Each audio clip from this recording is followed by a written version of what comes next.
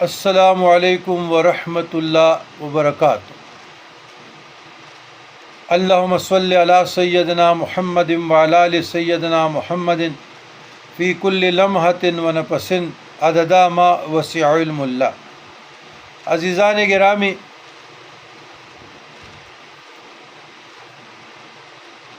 ابھی میں سوچ رہا تھا یہ ابھی تھوڑی دیر ہو گئی کہ علماء ایک طرف چلے گئے فضائل اہل بیت میں، دوسری طرف چلے گئے فضائل صحابہ میں، اور ساری روز و شب کی محنتیں، ممبر، مجلس، محفل دونوں سے سجی ہوئی اور مقابلہ جاری ہے۔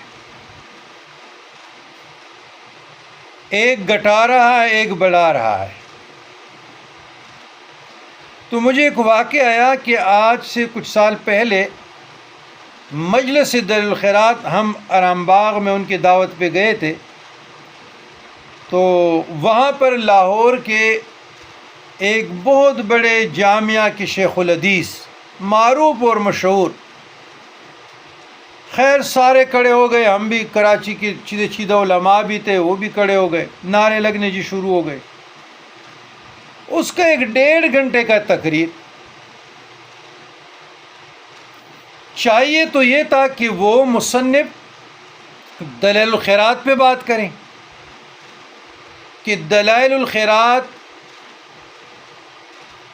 و شوارق الانوار فی ذکر الصلاۃ علی النبی مختار یہ کیسے وجود میں آئی، صاحب دلائل الخیرات کا نسب کیا ہے، حسب کیا ہے، بچپن کے واقعات، جوانی کے کس مدرسے میں پڑھے، حدیث کہاں پڑھی، تفسیر کہاں پڑھی، اور اصول کہاں پڑھے، فقہ کہاں پڑھے، اصول فقہ، حدیث، اصول حدیث، اور پھر کس شیخ کی صحبت میں گئے کہ اس پر یہ علوم کے یا علم کے دروازے یا کھڑکی کھل گئی، شرح صدر ہوا، صاحب کشف ہوا، نہیں، اس کی ساری تقریر حضرت ابو بکر صدیق رضی اللہ تعالیٰ عنہ پہ شروع ہو گئی، وہ اس پہ ختم ہو گئی، اور اس کی افضلیت کا معیار عشر مبشرہ۔